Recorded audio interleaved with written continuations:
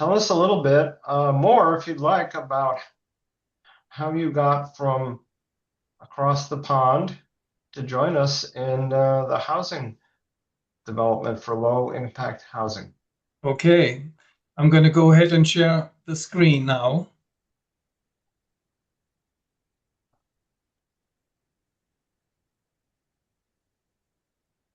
Can you all see this? Yes, Yeah. looks good. Okay, good. Yeah, my name is Joaquin Karcher. I live in Taos, and I've been here for 35 years now. Thank you for inviting me and giving me the chance to talk to you and give you guys a presentation about fossil fuel free housing. I will be talking about how to rethink housing in terms of a fossil fuel free future. Because the ways we have been building so far have gotten us to a certain point, but that point is not far enough. So how to better buildings eliminate fossil fuel use is the undertitle of my presentation. And I will start. Okay, so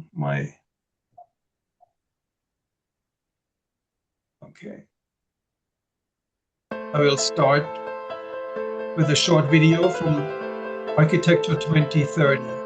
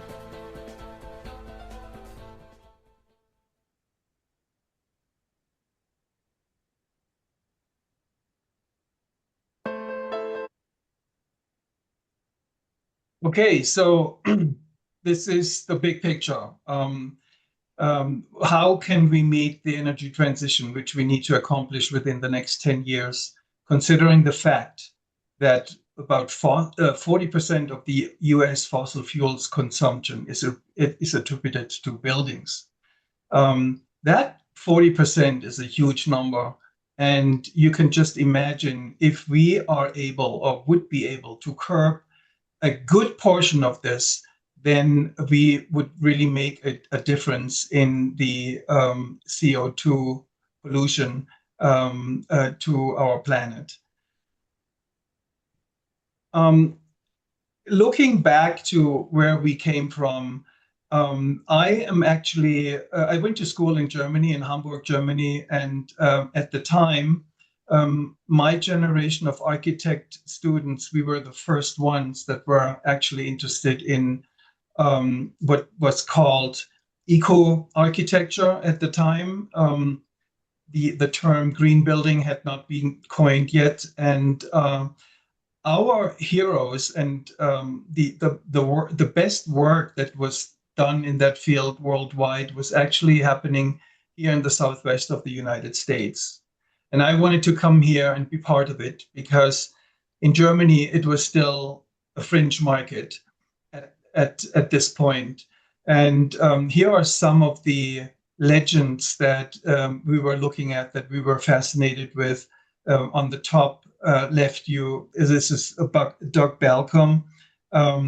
Doug was a scientist at the Lanel, and he laid the foundation, the scientific foundation to capturing and storing energy. His house, this house that you see right here, actually has a rock storage under the floor and takes the heat out of the stored rocks via a fan-driven circulation to heat his house.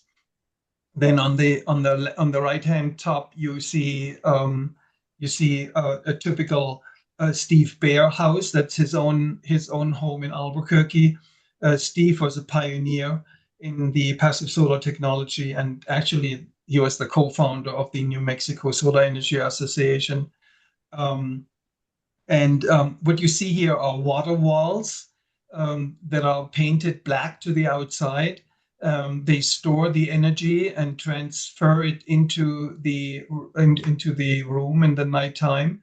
And those panels that you see laying on the ground can be pulled up for nighttime insulation. So to curb the heat losses during the night. So those were some really radical thinkers, and what's really impressive and something that would have never happened in Germany is that they just went out and did and tried and experimented in a pretty radical way, and that really was very exciting to us as young students. On the bottom right, this is a typical Mike Reynolds Earthship. Mike is known for off-the-grid living. He calls these homes not houses but ships, Earth ships, and they're built out of recycled materials, tires, and beer cans. And this is also a very radical concept. On the left bottom, you see an Antoine Pridoc, La Luz del Oeste, on the west side of Albuquerque. It was a 35-unit contemporary development of townhouses. And they were not so much passive solar, but they were built out of adobe.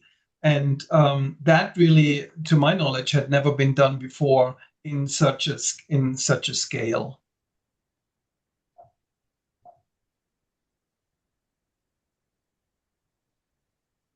So in the 1970s, we had the oil crisis, the Middle East oil crisis, and I remember that very vividly because the autobahns were empty for a few days and nobody was driving a car. Jimmy Carter dealt with it because in a way that he pushed solar energy, and he installed 1979 the first solar panels, solar thermal panels on the White House to produce domestic hot water, and in 1981, when I finally got to the United States, or after I just got to the United States, Ronald Reagan, in his first day in office, took the solar panels off the White House, which set the tone and basically brought us away from pursuing the route of renewable energy, going back to fossil fuels. The momentum then slowed down dramatically. So this is really symbolic and unfortunate that movement basically got slowed down, but there was definitely a significant shift in energy policy. So in 2003, Ed Masria came out with a groundbreaking article that really shook up um, the architects and engineers societies, and this was the time when he basically said, "Who's really holding the key to the thermal to the global thermostat? It's the architects, stupid." And so this really brought in the need for a radical change and weaning off fossil fuels, even in passive solar architecture. Ed Masria actually wrote a famous book, a famous book that they even knew about at the Technical University in Berlin when I went there. There was the groundwork for passive solar, for the passive solar science, so to speak.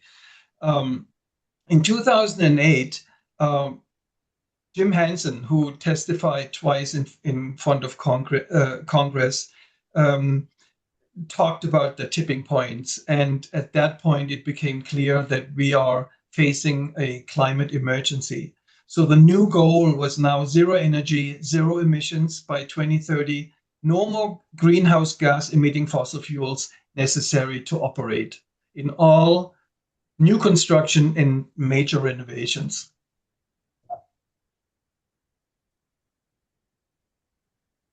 So what we learned are the limits of passive solar. The problem is that the sun is not always there when we need the heat.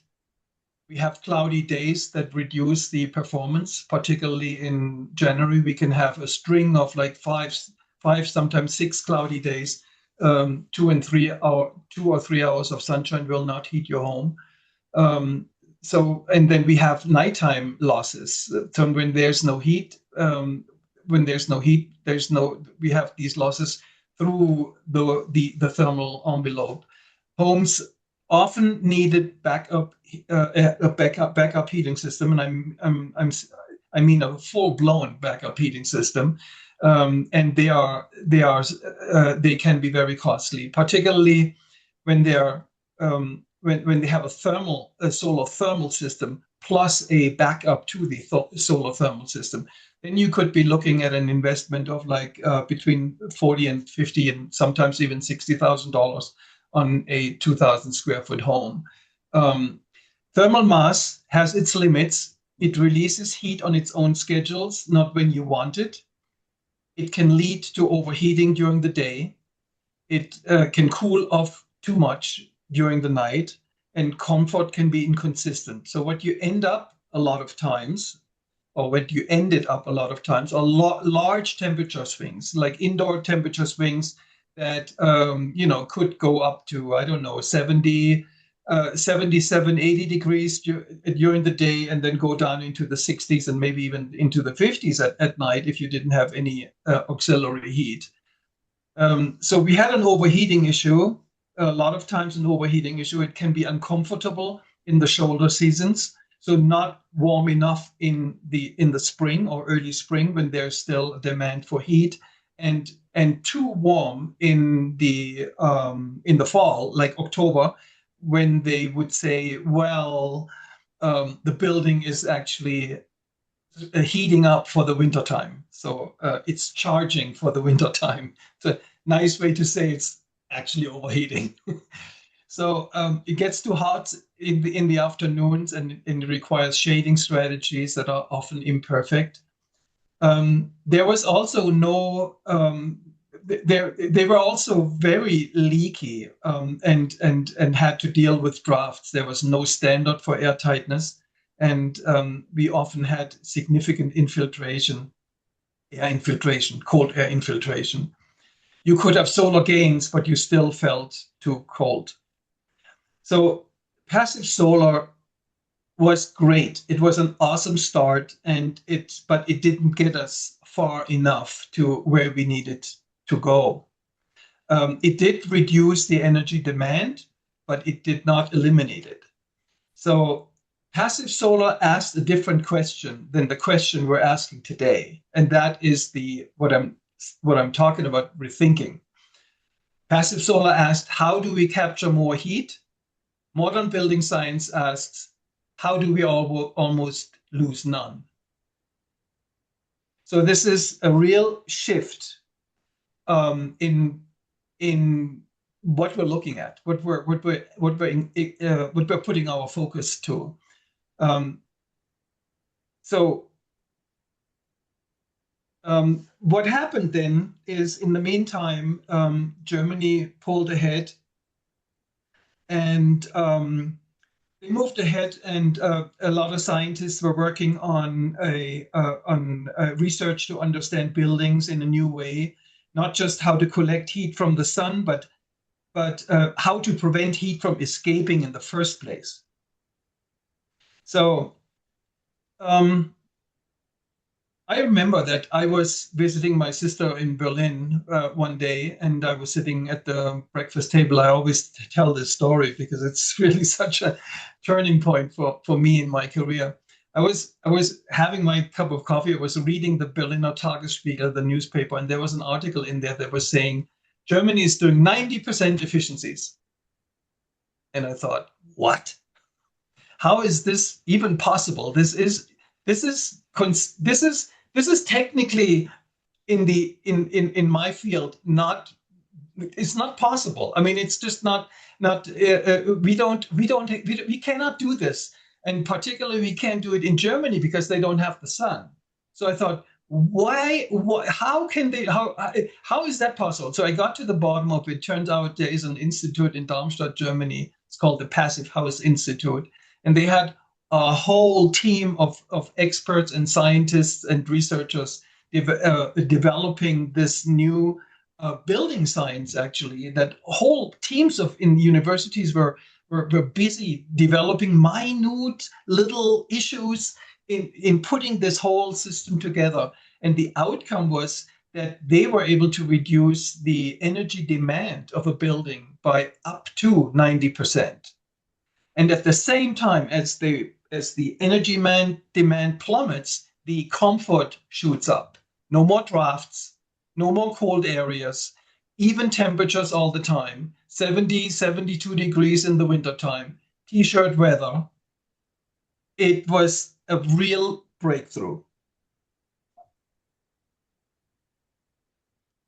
So I call this the thermos principle, the new way to look at housing or construction. Is easiest to understand because it's a quite complex approach. But in a nutshell, to understand what the difference is, if you have a hot pot of coffee and you put it on the kitchen counter, it's going to be cold within a few hours. You put the same hot coffee in a thermos, and it will still be hot in the evening. So the losses are minimal. They are so minimal, in fact, that you can heat a house in the coldest night of the year, sometimes at 5 o'clock in the morning in January, with a hairdryer. And that's a funny thing to say, but it is the truth. It's actually a large hairdryer. It's more than 2,000 watts, but typical hairdryers, larger hairdryers are about like that. So what we're doing, we're taking the best of passive solar now, and we're adding science-based efficiency approaches, which I'm going to explain to you in the next few slides and how that works. But it's really what I want to say, what I want you to understand. It's really a paradigm shift. While passive solar was interested in gathering energy, it was still generating. It was still generating energy. This once we shifted the focus and said, well, how about if we? Why do we need to heat our homes? Why do we have to assign ourselves to the assumption that a house loses heat? What if we can curb the losses? Then we have nothing to replace, right? Haha. So this is what the new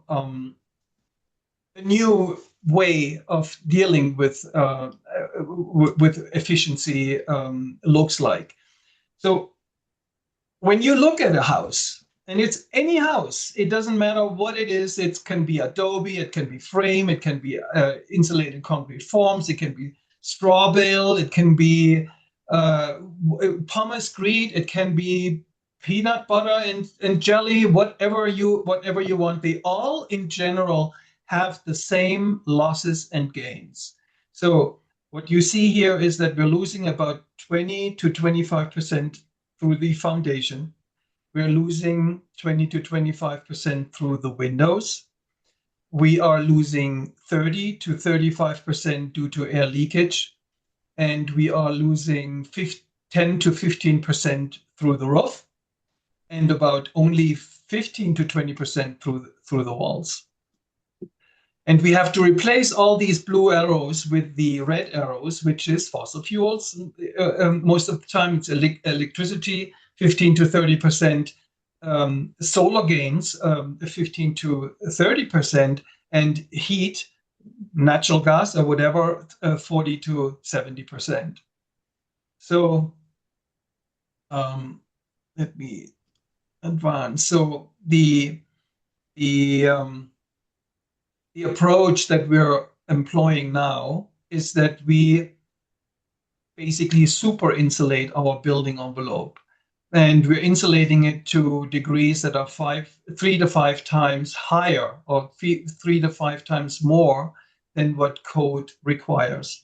Code, you have to understand, is just a minimum standard. We are by far surpassing the minimum standard. So we call this a super insulated building envelope. We basically built it like a thermos. I mean, in a nutshell, we built a house like we built a thermos, so that there's no heat loss whatsoever, or reduce to as much as we possibly can accomplish with a given design. So insulation around the building envelope, better windows, triple glazed windows with insulated frames, so that frames can no longer be a thermal bridge. Then an airtight construction. We're eliminating, I don't like the word airtightness, because it's what we're really doing is we're eliminating cold air infiltration and warm air heat loss through air movement. So we're tightening up the building envelope, and at the same time we're introducing a new piece of equipment, which is called a heat recovery ventilator, or a whole house ventilation system with heat recovery. And I will show you in another slide how this works. And a fifth category that we look at is thermal bridges. We have to eliminate all thermal bridging, so that means that we actually need new details. We need new details for foundation, new details for walls, for roofs, and and particularly for transitions. So here you can see how a heat recovery ventilator actually works. So what we're doing is we're tightening up the building envelope. Right now we're basically pretty much hermetically sealed. Then we're bringing in fresh filtered air, which is better than opening windows because it's more controlled. So what we're doing is we're bringing cold air in. You can see this in the blue arrows, and we're running the blue arrows through a heat exchanger. And at the same time, we're exhausting warm, stale air from the inside of the house, from the kitchens and from the bathrooms. And we're supplying fresh filtered air to the living rooms and to the bedrooms. And in that process, the warm exhausting air preheats the cool incoming air. And there is where we recover up to 95% of the heat that is a house that doesn't have a system like that would be losing. It's pretty astonishing, but it's a very simple piece of equipment. There are many on the market now that we can choose from: ducted, non-ducted. expensive, not so expensive, with filtration down to HEPA filter quality filtration. If there's a fire outside, your house can be a refuge. So it all depends on the amount of money that you wanna spend on a system like that. I shall say that actually our loads are now so minimal that our heating system, our space conditioning system, our heating and cooling system is no longer our primary mechanical system. Our primary mechanical system is now the HRV system, the heat recovery ventilation system. So what this does is that comfort goes up. You can sit right next to a window and read a book without, because the windows are now triple glazed. They are no longer cold surfaces. All interior surfaces are about within 3 degrees of ambient temperature. So you don't have the feeling that the cold surface, like a window would typically be, sucks the heat out of your body, and it's uncomfortable. You can sit right by the window and if the snow is outside, and you can read your book. You're cozy and warm. You can see a guy here, and then, oh, excuse me, I have to go back. So on the lower two images, you see if there's on the right hand,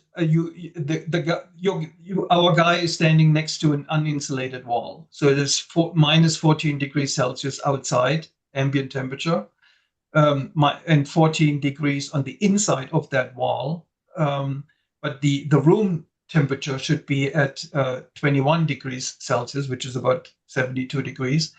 So our guy, that temperature difference from 14 to 21 is a lot, is too much. So our guy is not very happy.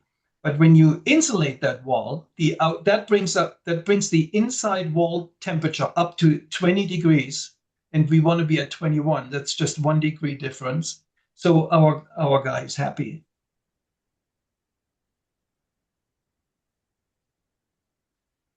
So here are some new construction techniques and materials that we're working with. So in the top left, you see a fully insulated slab. So see notice the amount of insulation that we have actually under our slab, and particularly around the perimeter of our slab. On the bottom, that window section, you see that these windows have triple panes, and the frames are insulated. They have insulation inside. On the top right, you see what we call a blower door test. So once we go to all these measures of making our envelope tight, we come back with we're testing actually the tightness of our home, because we're prescribing a certain number that we need to hit, and we have to verify that with a blower door test.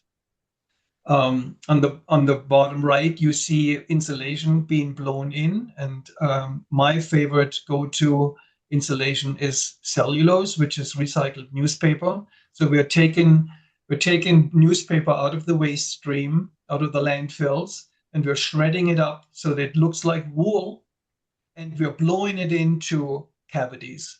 And if you ask, well, what are the walls that you guys are using? Well, it's not Adobe for the outside. It wouldn't be performing high enough to what we need them to be performing to. But we can use anything you want as long as it performs to our level. Whatever is the most cost-effective rules. Cellulose is super low in embodied energy, so you're actually starting right on the right foot in terms of embodied energy as well. And yeah, 1 kilowatt saved is cheaper than 1 kilowatt produced. Very. So when you talk about making a building more energy efficient, you want to conserve first. You want to save the energy first, and then you want to produce. Producing is always more expensive. So you want to build it light and tight And of course, you want to build all renewable electric.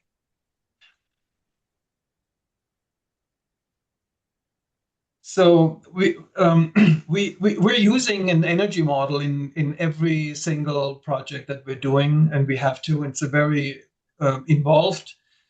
It's a very involved process. We have hundreds of data points that we have to enter: center of glass U values, frame values, sizing, R values, U values of materials and quantities, and so forth. And what it gives us is it gives us what's called the heat load. So the load is what does the cooling load or the heat load, both. It gives us both. And it gives us that by month, every single month, so that we know what what the heating system actually that we still needs to be performing to. That little bit of heat that we still need, or that little bit of cooling that we still need. What do we tell the engineer? How many BTUs? What are we talking about? Is it 10,000, 50,000, 100,000 BTUs, or what is it that we have to be supplying let's say in the coldest night of the year? So here's a little example here of a heated floor area project of like 1818 square foot. The heat load is 4.27 BTUs per square foot an hour. So our total house heat loss is, let's call it 8,000 BTUs per hour. That equals 2,300 watts. That's a large hairdryer. So this is 5 to 10 times smaller than a conventional system. On the coldest night of the year, the house can be heated with a large hairdryer. Of course, we do not use a hairdryer. We use a little bit something a little bit more sophisticated, which we'll get to. So this is your takeaway, is that we didn't add a better heating system. We made the building itself so efficient that it barely needs one. So what we use instead of a hairdryer is a heat pump. These heat pumps are fairly new. A lot of people are not familiar with them yet. They run on electricity, and now we can run them on renewable electricity. So the old wisdom was you should never heat with electricity because it's too expensive. Well, that was true for resistive heat. But what we're talking about here, a heat pump has, and that's the miracle, that's the breakthrough. It has a coefficient of performance, a COP. And in our area, and this is cold Taos, not warm Albuquerque, our COP is about 3. In Albuquerque, it's higher. That means you put 1 kilowatt, coefficient of performance, you would put 1 kilowatt in and you get 3 kilowatt out. So it makes power, it makes energy. If you have, for example, if you have a 2 kilowatt hour PV system and you power your heat pump with it, you actually get 6 kilowatt hours of heat out of it. So it's a very efficient way to climatize your or to do space conditioning for your home. When you couple it with PV, a heat pump will boost your energy output by 300%, about 300%. So here's what we use for in the walls mostly, which is recycled newspaper. As you can see, it looks like wool. It gets blown in, and I have other images that show you that process a little bit better. Here again, blower door testing on the left, and blowing in between studs. You can see that there's netting stapled to the studs, and then you fill the cavity, and we call it dense packed cellulose. And then we're going to move on to an example of a house that is about 1,000 square foot. It's a 2-bedroom, 2-bath. And there's a bedroom here and a bedroom or multifunctional room. It has two bathrooms here. one with a bathtub, the other one with a shower. Oops. And an open living room, kitchen, dining room area with a carport and a battery heat pump outside. This is the outside unit for the indoor heat pump, and a small storage area.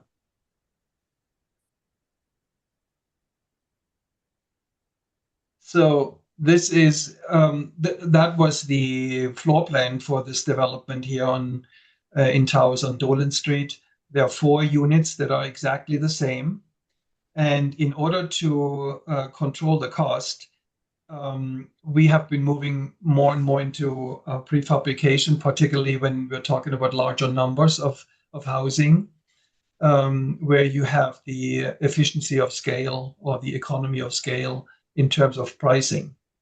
Um,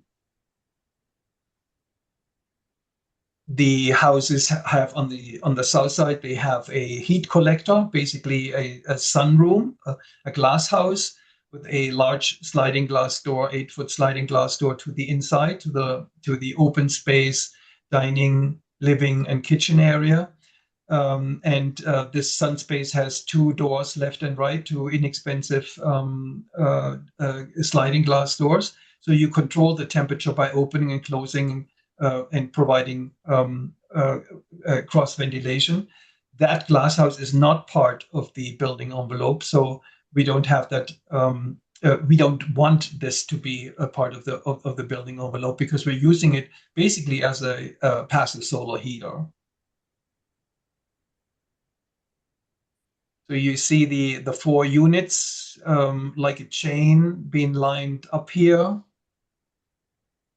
And prefabrication, offsite construction is really something that I've been increasingly interested because of the scalability and also in terms of the production, the capability of building fast and building to a high degree of precision, and also for the cost point. Those companies will insulate these walls. They're pre-insulated. They have an interior wall where all the we call it the supply chains, where all the wiring and plumbing runs, that will be insulated after plumbing and electrical have been done. They come with their windows installed, and they get shipped on a flatbed truck. The company takes our design and dissects it into their manufacturing capabilities, puts it in the computer, and once it's in the computer, they can mass produce it on and on and on. The main work is already done once it's in their system. So here you can see how they blow the insulation, how they pre-insulate in the factory in a controlled environment. All the contractor has to do is he builds the foundation. He insulates the slab to our specifications, and he brings in the utilities, water and electrical. No gas, no propane, nothing, no wood stove, nothing needed. And once the slab is poured, they put these panels together with a crane. And in this case, it took about a day for one house, 1 day, 1,000 square feet. And at the end of the day, the house was weather tight, and all the air sealing details are done. They're handled in the factory. All the difficult, for the contractor, difficult parts of construction are basically handled in the factory. The contractor doesn't really have to deal with it. And that's the beauty of this concept. And yeah, it gets lifted in place, it's very fast, and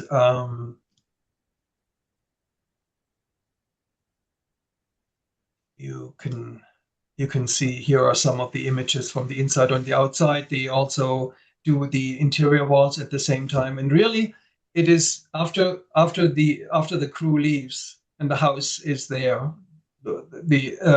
it's all downhill from there for the contractor. It's all conventional construction, conventional plumbing and electrical and finishes and so forth. And I mentioned this supply chain a little while ago. So this supply chain, after electrical and plumbing are installed, they get insulated again.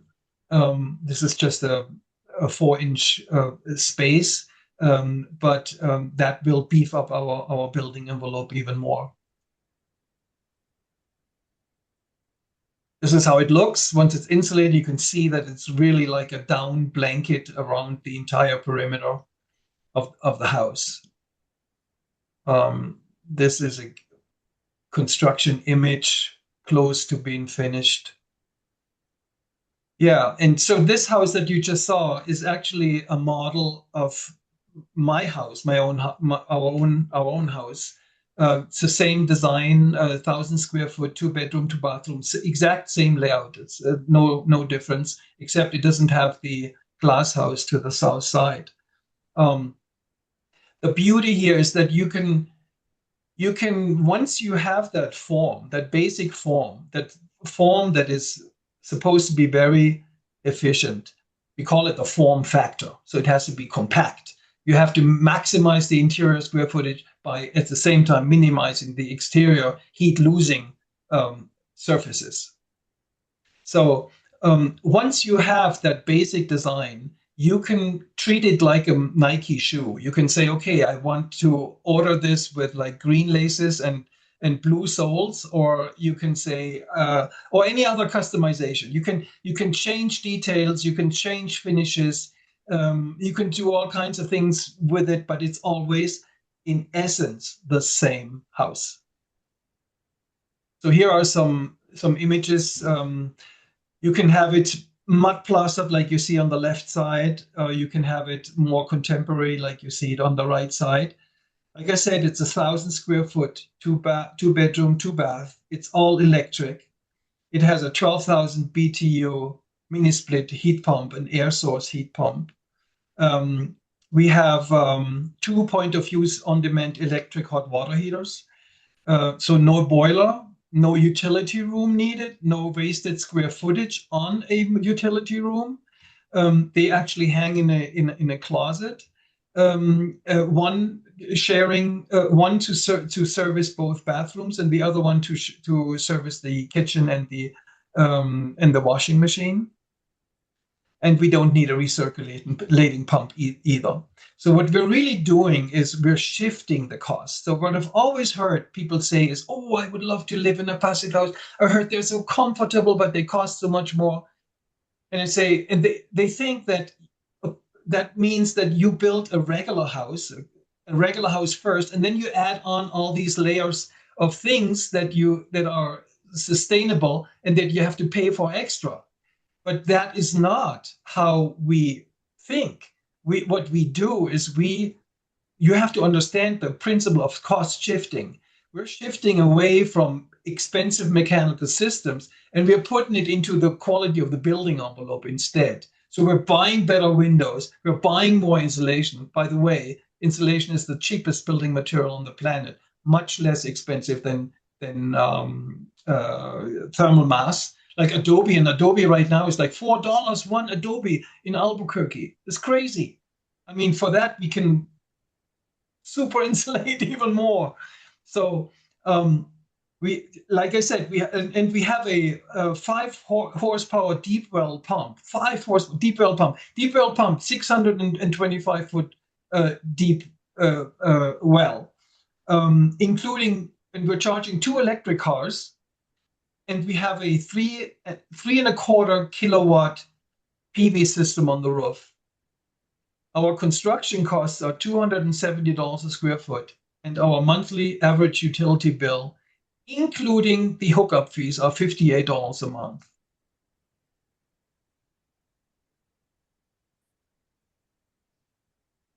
So um, Martin Heinrich, our senator, is very interested in electrification, and he came by with his staff and looked at the house and loved it and actually recommended it as a model for how houses should be built today that are all electric and run on renewable energy. And it was really quite impressive to see him together with the other policy makers that we have here in Taos, local governments and so forth.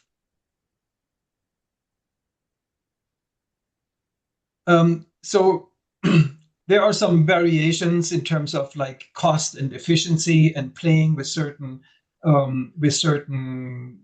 square footages, making them smaller, making it more condensed, densifying without losing quality. I mean, livable quality. And when you can build one, why can't you build many, right? So this is all in the mindset of a prefabrication and offsite construction. What can be done and how can it be combined? I don't want to go into the numbers here, but basically the cost point is very similar to what I've been telling you before, about $260 a square foot. Here in Taos, high construction cost area, much higher than Albuquerque, for example. Keep that in mind. And so here are like 12 units, two bedroom, two bath mini apartments at 729 square foot each and 2 stories. So you can actually you can go up, you can stack them. This is the latest project that I'm working on, which is a 900 square foot, so very small, 900 square foot, 2 bedroom, 1 bath, or maybe even 2 bath. You can have the option of either you want 2 bath or 1 bath, or you can have 1 bath and a studio or a home office. It's pretty much a square, and you have a ground floor with 680 square foot that houses the kitchen, the living room, 1 bedroom, and a bathroom, and the staircase that leads you upstairs. Upstairs, you'll find it could be a home office, it could be a second bathroom, like I said, it will have a second bedroom, or it can be open, of course. And there's a loft. This is basically a loft area, and you're looking down over this open area.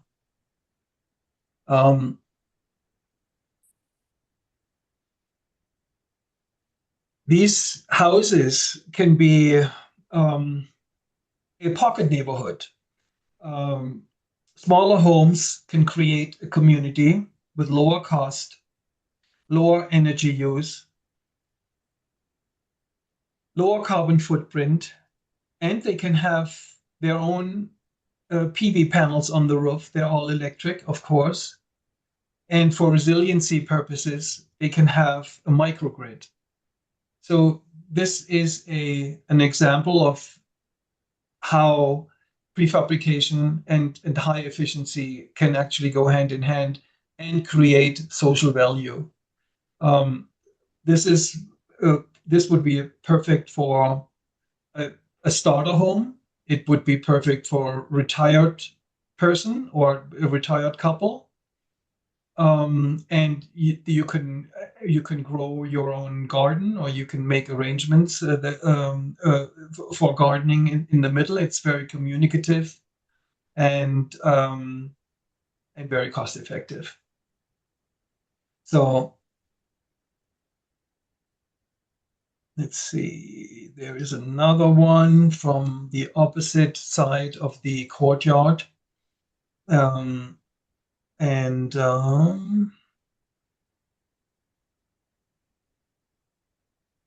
then I have a couple of images, a couple of slides at the end of my typical work, my client work, my custom design work. This is a project, single-family residence in La Tierra, outside of Santa Fe, the foothills, and it's it's a house that has a small solar system. It's all electric. It's just like all the others that you saw. It's so efficient that there was not 1 month last year where the house did not produce more energy than it needed. Not even in December and in January. They always had more energy available than what the house needed. So they decided to go ahead and buy an electric car to um, make be more take advantage of the excess energy that they have. You can see the small solar system on the roof here. You can see the setting. This is an inside shot. This is not a fireplace. It's actually not a regular fireplace. It doesn't have a chimney. It's a ethanol fireplace. So you still get the feeling of the ambiance, and you also can it does give off heat, but it does not have a chimney that compromises your airtightness, your design airtightness plane. This is how you approach the house, and we are coming to an end. So now we know we can do this, and it's not hard, and we can already build fossil fuel free housing. Now we need the will to do it. Thank you very much. Thank you, Joaquin. Um, that's really exciting. I think I recognize some people in the audience who've been around this low impact housing for decades, as I have been. Um, I was involved with a number of those pioneers that you talked about, and it's so exciting to see where we've gone with that initial strength and that ethos here in New Mexico. Um, so I would like to open this up for questions. If you have a question, you can put it in the chat. And this is, Joaquin's covered an enormous amount of territory, so I'm sure there'll be some questions. I have 20 or 30 myself, but I won't start. I'll let someone else start. There are about 10 questions in the chat already, Jim. All right, so Tom's going to moderate the questions. What do you have for us, Tom? Right. Joaquin, if you want to stop sharing your screen, we'll be able to see you as you answer. That'd be great. First question was from Ona. Is the slab insulation cellulose as well? No. No, under the slab you cannot use cellulose. Unfortunately, I wished we could, but no, that does not work. For under the slab, you can use. It depends on cost. The rubber hits the road when it comes to cost. So the least expensive option is EPS, styrofoam, or the next step up would be Rocksool, which is a rock wool product. Thank you. Claudia asks about financial break-even for the cost of construction with the added insulation and the savings you get from reduced energy in a standard 3-bedroom, 2-bedroom home. So what's the financial break-even point? We figured some time ago that a typical 2,500 square foot house in New Mexico, in Taos, actually, would save about $45,000 over 10 years in energy cost. And the additional expense would be maybe 3% on construction, compared to conventional construction. Okay. Have you determined an approximate cost per square foot for the Taos Project homes. I think I saw you actually mention Yeah, it. Did I remember 270? 270 a square foot in Taos. Yeah. hmm And that was for That what, is turnkey 18, ready. 1900 square feet Yeah, home? it was 1,000 square foot, so 270,000 for construction costs. Correct. Okay. Which All is right. incredible. I mean, bear in mind that any contractor you ask in Taos will tell you it starts at $300 a square foot, anything. Okay. And So you Taos know, being somewhat uniquely more expensive than other places. Taos is hard to get to, materials, shipping it in, bringing it here, and so forth. The labor force that we have here is reduced, and yeah, it's a different environment here than Albuquerque for sure. Okay. How about the name of the prefab company that you work with? That prefab company is called Phoenix House. Phoenix Phoenix House. House. They're out of Grand Junction, Colorado, Okay. Yeah, and which is so there was a related question about how much of the materials, basic systems are locally built. yeah, they're lumber comes from wherever it comes from. Cellulose gets recycled. Local is not that much. I mean, but unless you go to, not even Adobe is local because we need to get our closest Adobe yard would be Albuquerque. So local is typically we say within 500-mile radius is pretty good. Okay, thank you. And the next question is about the projected lifespan of the built structures um, that where they continue to demonstrate the design performance for energy efficiency. The expected lifespan of the building. Yeah. The expected lifespan of the building is definitely a lot higher than conventional construction because a super insulated house is a house of extremely high quality. The building there are no see in versus relying on a solar system on a solar thermal system, I shall say. There are no moving parts. There's nothing that in the envelope itself can break down. It will always be there performing for you. So it's a very high quality construction. We are dealing with humidity in a superior way. We are bringing in fresh filtered air 24/7. It's you can expect this house to last as long as longer than any other house. Okay. There should Uh, be no limit. all right, thank you.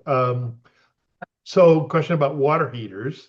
Why tankless water heaters instead of using a heat pump, water Good heater or question. solar thermal? Good question. Excellent question. Definitely a heat pump water heater would be more efficient. But for a heat pump water heater, you need about 1,000 cubic foot of air. And we don't want to put the heat pump water heater inside the thermal envelope because it would cool down the house.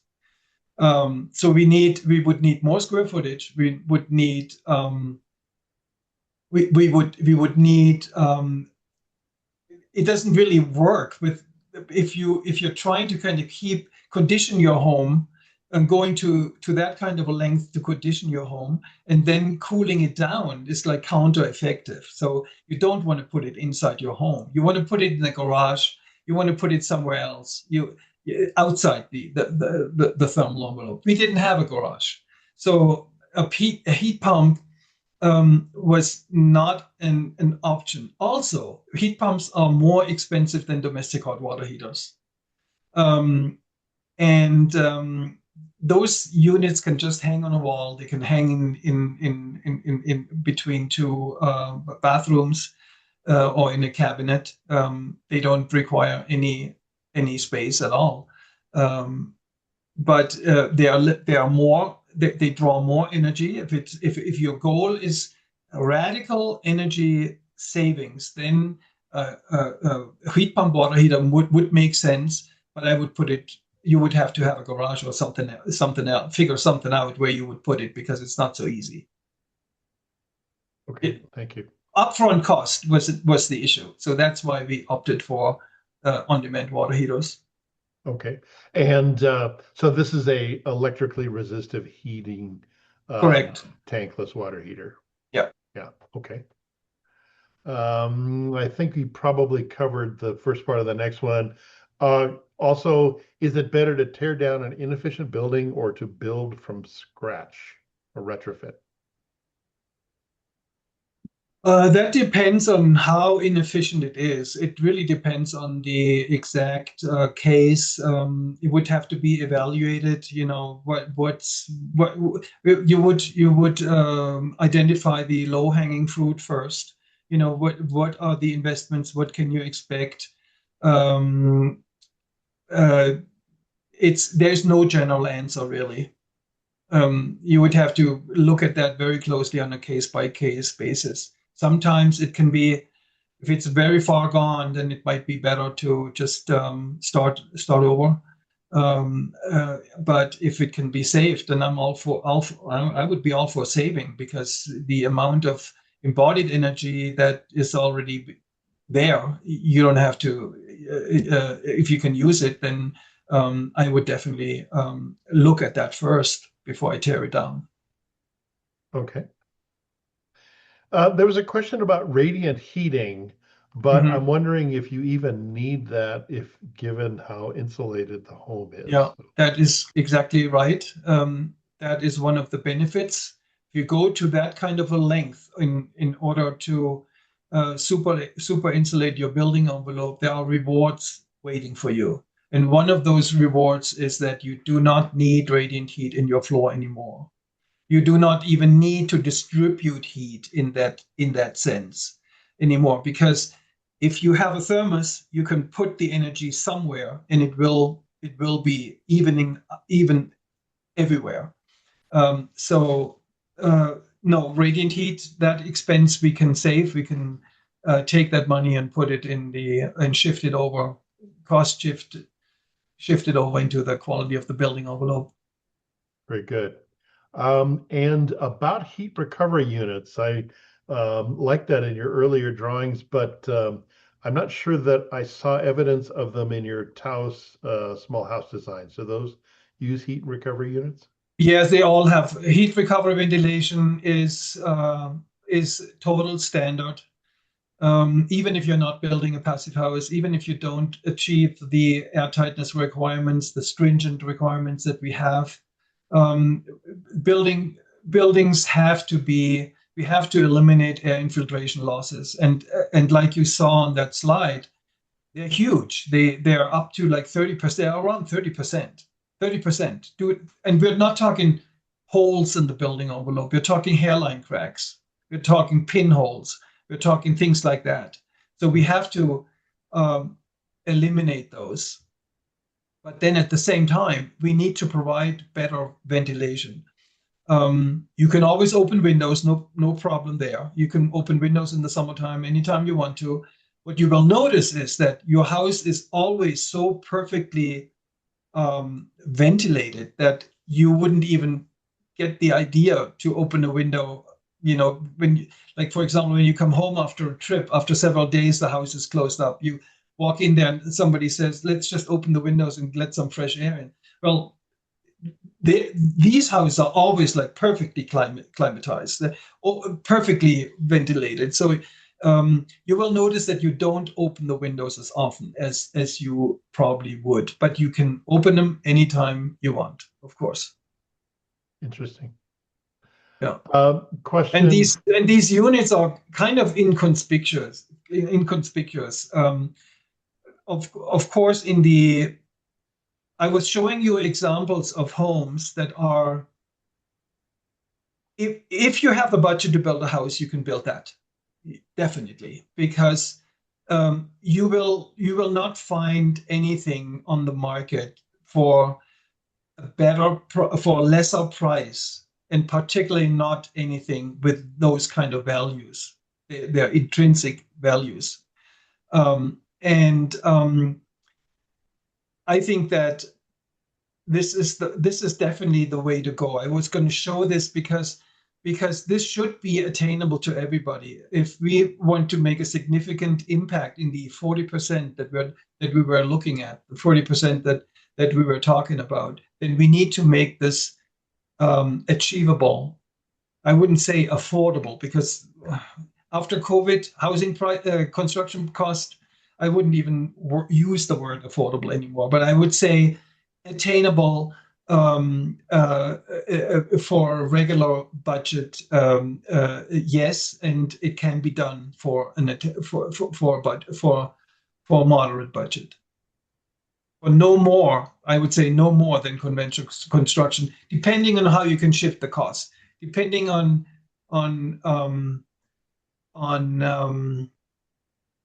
whether you start off on the right foot.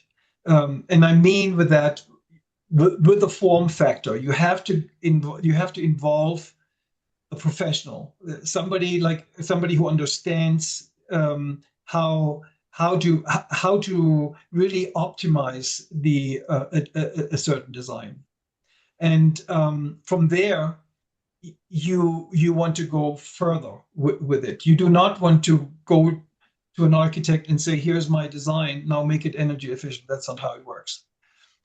You need to start on the right foot from the get-go. It's very important. Thank you. Question about how do we get these homes adopted more widely in the marketplace? And I think there was a related one about Sandoval County and Rio Rancho and Bernalillo. So, yeah, okay, what can you say about that? How do we get them adopted more widely? By putting these houses, by realizing these kind of projects, by showing people that there's a better way to build than what we have been doing in the past, and for allowing people to experience these homes by themselves. Let them in. I do home tours often. There's one coming up in the fall here in Taos at the National Solar Energy Tour Day. I think it's October 3rd, where we're going to have an open house. We're going to invite people. We're bringing people in. We're presenting, and we let them experience the quality of a home like that, so that they can actually say, "Okay, wow, this is cool. I don't have to do without. Wow, this is actually better than other buildings." So we need to establish and realize these examples, so that they can spread, so that the word can spread, that people have the immediate personal experience of how this is better, and how this works for them, instead of just an abstract idea of energy savings. Who cares about that, really?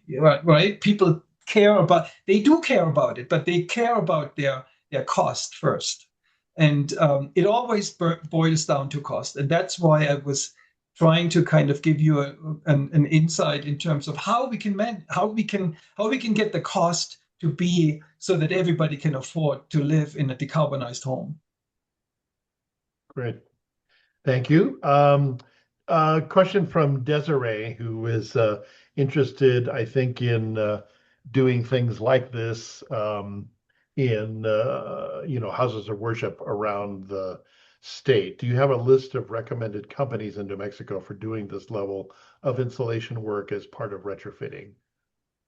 Typically, that's done by the contractor, and the contractor has his own subcontractors, and he knows where to get the insulation. He knows where to buy his materials. So that is kind of out of my. I don't have any influence there once the contractor is picked. So I work with contractors that are eager to learn. Most of them are.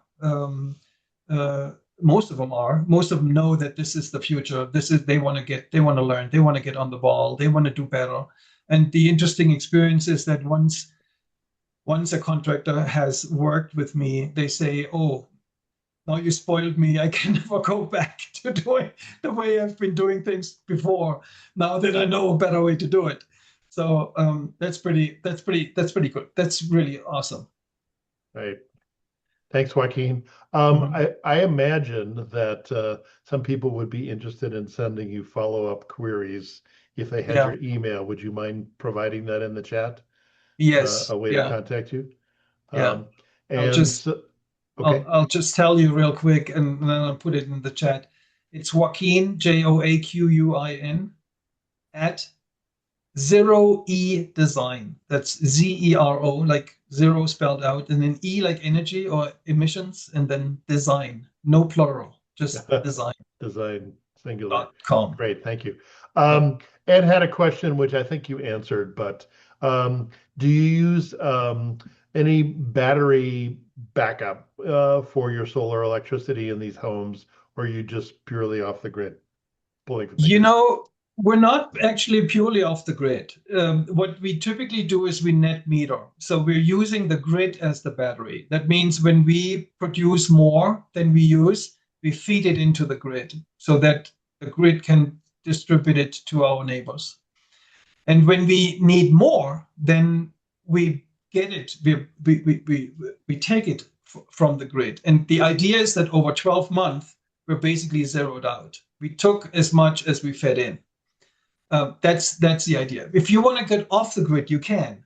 But in an off the grid situation, I would probably not do.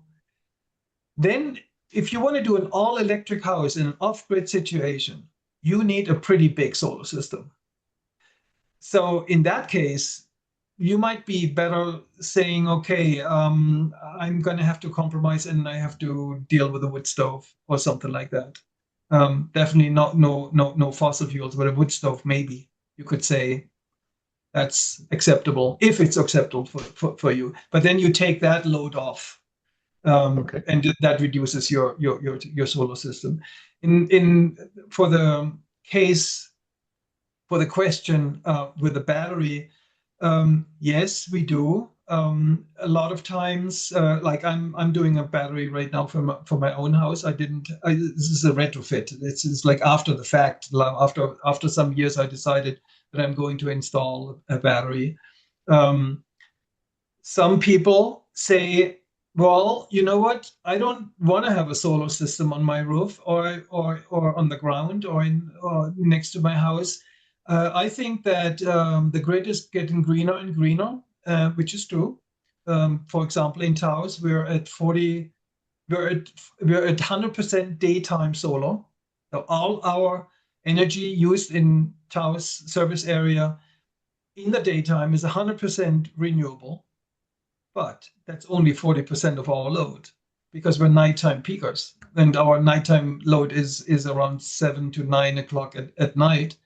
Um, and we're waiting for wind energy to come in from eastern New Mexico. And once that line is there, then our nighttime would also be met. Our nighttime use would also be met, but it's not there yet.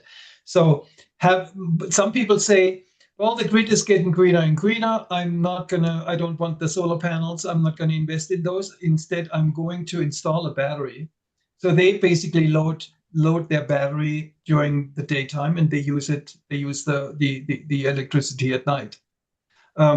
Particularly interesting when we move towards rate changes. So if you have different rates, then you can actually bank your energy during the time when energy is cheap during the day, and you can use it at night, or you can export it. They have new inverters now that are customizable by the day, by the time you want to export, because utilities don't want your electricity when their lines are full. So you can say, okay, I'm gonna put them in my battery, but when you need them, you can have it. I will sell it to you. So there's a lot of options there, and in terms of which route you want to go, it really depends on what your preferences are. And then, of course, the next step is the one that I'm waiting for is bidirectional charging from your electric vehicle, so that your vehicle actually becomes your battery. You're charging your vehicle from the house, and you use, because those are huge batteries. I mean, and you run your house from your car. So this energy management and cutting off the peak loads for the utility companies is a very interesting conversation. Great. Joaquin, we have, I think if she's still here, Representative Tara Lujan on the call. She has asked a number of questions. She's represented from Santa Fe. Tara, do you want to come off of mute and just go ahead and ask your questions live? Sure. Thank you, Tom. Yeah, this is Representative Tara Lone. I've visited the sites you have there on Donut Road. Yeah. The housing sites you have there is really awesome. That was a few years ago. Um, and I just want to say, this is a great idea. I do host an energy policy symposium, and everything you're talking about is just really hitting me in all the right ways, because what I get frustrated with is all the money and investments we make towards affordable housing Mhm. through the state budget, and then also if we're matching with federal dollars through the past years, not under this administration per se. Um, but we did do a lot of investment, again, like tens of millions of dollars, again, for affordable housing, which we send to the Mortgage Finance Authority in the state, and then also to our local governments and nonprofits who are managing those projects. I'd just like to, how can I, as a policymaker, or as policymakers, really divert or make sure that those dollars are going into this type of investment? Because one hand, we're doing, directing dollars to match federal dollars for energy efficiency programs through MFA as well for weatherization. There's a Yeah. huge national weatherization fund. Yeah. But then why aren't we just like consolidating efforts to move towards, the actual efficiency of building like you're doing? How can I do that as a policymaker? How can you do that as a policymaker? Well, we need incentives, and we need first of all, I guess we need incentives, and we need awareness building. So to get the word out, get these examples on the ground, and help with that, help to talk to developers, give them incentives to go that route, I think is the best way I can think of it. I can describe it right now. Weatherization is great for the existing building stock. We definitely have to, and there it's just an amount of money, right? I mean, how Yeah. far will you take it? How far will you be able to invest in new windows? Will you tackle the water heaters, and will you not just address the low hanging fruit, but will you go all the way? That's the question with weatherization. That's just the amount of how much money can you fund these programs with. For new construction, and housing is, yeah. How do you do this? How do you support affordable housing, right? With mandates. If you're a developer and you're doing so many units, then a certain number of units have to be affordable. Things like that. It's the same Yeah. conversation. It's Okay. really the same conversation. I think I'd like to talk to you more offline, Yeah. and absolutely invite you to my energy symposium in June, mid-June, Right. and get. I think this is a huge conversation, and really bring it into, and bring in some developers, and bring in our local governments and authorities, so that we can really, because from what I'm hearing is that we need to develop this conversation a lot better, so that we are bringing everyone together, so that we can Yeah. work together to make sure that that those dollars are actually stretching. I know Taos is the envy of many because of their efficiency and their work, their energy work with a co-op there. and they come to my symposium every year. I have Luis Reyes as a guest. Yeah. And I think that, everything you're touching on are all the conversations kind of, it's a, it's a cumulative, right, of Yeah. bringing everyone together. So I put my information in the chat, but all my information's online. I'd love to meet with you and really kind of develop what that looks like at the symposium, as I am working right now to really set on some these bigger conversations for where we are in energy in New Mexico. I would love to. I would love Thank to you. brainstorm with you and be a part of that conversation for sure. Yeah. For sure. And I think Representative the last thing, Lujan, this is Jim McKenzie. I'd like to Yeah. just jump in. There are all kinds of savings when you rethink how you use energy in a house or in a subdivision. For instance, just recently there was a write-up of a new subdivision in the southern part of New Mexico, and the subdivider decided not to bring in gas into the subdivision. That was a huge savings for that. So he could shift that cost over, as Joaquin's been talking about, to more efficient homes. So this is, this is self-evident to us who have worked in the industry for years. It makes all Right. sense. But for a lot of people, in my experience, they don't really understand what energy is. What are you talking No, about? It's not exactly. it's not an intuitive process. So we have to break it down into bite-sized pieces. And I'm hoping also, Joaquin, that there's an effort we talked about builders getting up to speed, but there's a lot of architects also in this. Is there a training program, or do we need to build a training Yeah. program for the design professionals? There is a training program.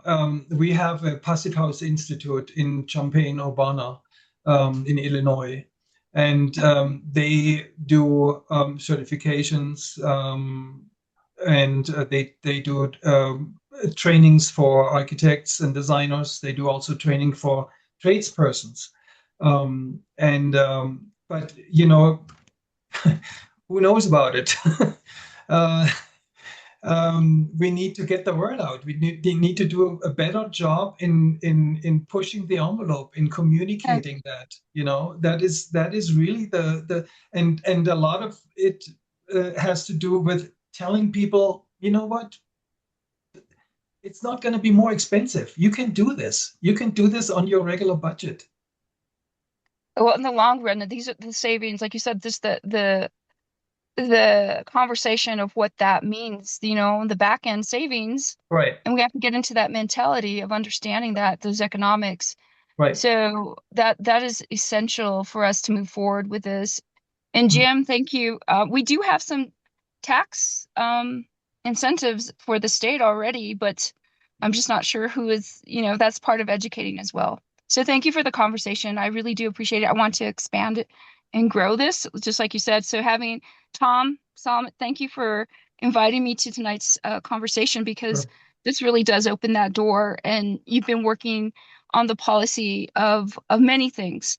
And I think this is a big conversation for us to expand upon. Thank you. Thank you. Yeah, I think we're getting towards the end of the evening. I think this is hopefully a beginning or a continuation of spreading the word. Weekend 350 New Mexico. We'll keep our ear to the ground on how we can do this again. The response from our members to be here tonight was enormous. And it speaks to me that we could repeat this or a similar program in the upcoming year. So I want to thank you, Joaquin, so much for your wonderful presentation. It was very succinct and clear, and wonderful pictures, and beautiful homes, just absolutely beautiful homes. Great. Couple of comments, if I could, before we close, Jim. There was one question in the chat that I just wanted to get to, which is, For projects like this with these designs, do you run into needing any variances or other zoning or building code, considerations? Do you need to ask for a change from a standard building code to build one of these buildings? No, we don't. The answer is clearly no. We are surpassing the code left and right. The code officials, we have an energy code here in New Mexico, and we're surpassing that easily. So they are just in awe. Wow, you can do this. It's pretty cool. So no, That's we're great. not running into any issues. Thank you. Yes, Steffi makes a note that this talk is co-sponsored by both New Mexico Solar Energy Association and 350 New Mexico. So I want to acknowledge the help of NMSEA as well. That's great. Thank you for And acknowledging. Joaquin, I think you said you would provide me a link to your slides, Mhm. and the recording for tonight's webinar will take a few minutes or a few days to process, and then I'll get it out. I'll send it out to everybody who registered online before the end of the week with those slides. So look forward to that later on. And there's also sometimes there's valuable information in the chat. I just want to quickly explain how you can save the chat to your local computer. There's in the upper right-hand corner of your screen, there are three dots. If you click on that, oh, you have to open the chat window. And if you open the chat window, there'll be three dots in the upper right-hand corner of the chat window, and you click on that, and there's a window that says Save Chat, and then we'll save a text file to your computer, and all the links and everything will be there. Very handy. I want to thank everybody for coming tonight. I hope we'll see you all again at another speaker series. Have a good evening. Thanks, Thank you everyone. very much. Good night. Good night. Thank you. Good night. Thank you. Looking forward to hearing from you all. Right.